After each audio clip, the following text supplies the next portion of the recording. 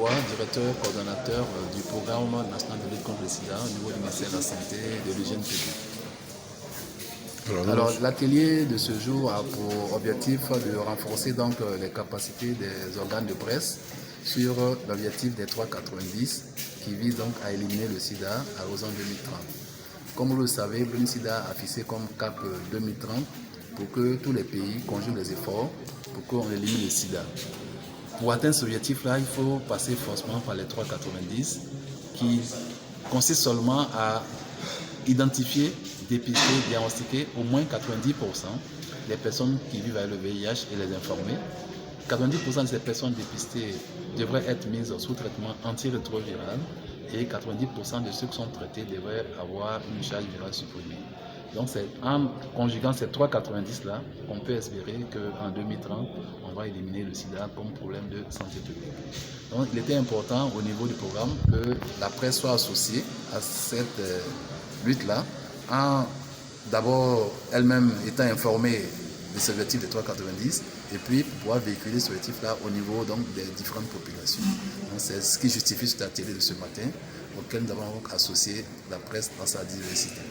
Au-delà des 3,90 dans la lutte effective contre le VIH, est-ce qu'il y a eu des avancées notables dans les 10 dernières années? Oui, dans les 10 dernières années, il y a des avancées notables, surtout en Côte d'Ivoire, où on a observé une baisse d'abord des nouvelles infections, une baisse d'au moins 54% des nouvelles infections en 2010 et 2018. Ensuite, il y a une baisse du nombre de personnes vivant avec le VIH qui est passé de 463 000 en 2018 par exemple à 428 000 en 2019. Il y a une baisse des nouvelles infections.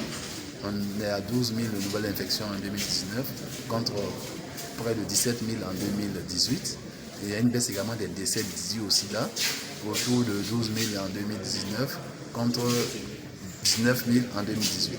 Donc vous voyez que les indicateurs de façon globale sont satisfaisants parce que la maladie elle-même baisse et puis la prévalence de la population également baisse. On est passé d'une prévalence de près de 4% en 2010 à 2,39% en 2019.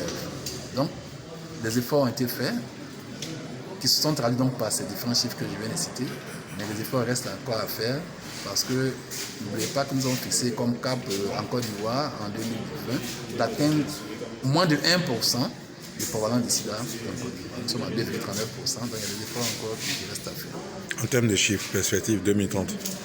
Les chiffres, c'est d'abord dépister le maximum, sinon l'entièreté des personnes potentiellement infectées par le VIH en Côte d'Ivoire. Donc il faut qu'on accentue les actions de dépistage, de sensibilisation, de toucher toutes les populations qui doivent être touchées, les jeunes, les adolescents, les jeunes femmes, les hommes de 25 ans et plus, qui constituent donc la plus grande partie des personnes nouvellement infectées. Donc, et puis promouvoir d'autres techniques, d'autres méthodes de dépistage pour les rendre plus accessibles. Par exemple, l'autotest, c'est un test que le patient lui va faire à la maison, faire son dépistage et puis recourir à un centre de santé pour la confirmation. Ensuite, comme défi qui nous attend, c'est l'élimination de la transmission mère-enfant du sida. Vous savez que le taux de transmission est encore élevé en Côte d'Ivoire. Une femme enceinte peut infecter son enfant et c'est autour de 10%. Il faut le réduire, mais l'éliminer parce que nous avons des méthodes et des moyens efficaces pour réduire cette transmission-là de la mère à l'enfant. C'est-à-dire de dépister toutes les femmes enceintes séropositives, de les mettre sous traitement et de mettre l'enfant qui naît sous traitement également préventif. Ça permet de réduire de façon significative la transmission du sida de la mère à l'enfant. Autre défi, c'est les finances. Effectivement, on va faire de lutte contre le sida sans moyens financiers. Nous avons beaucoup de besoins en matière de finances et les finances qui appuient la lutte contre le sida proviennent en majorité des bailleurs étrangers, de nos partenaires. Il est donc temps que nous nous mobilisons au niveau national pour que la lutte contre le sida soit financée par des fonds nationaux. Voilà les principaux défis qui nous attendent et je pense que nous avons les moyens d'y arriver. Votre mot de fin?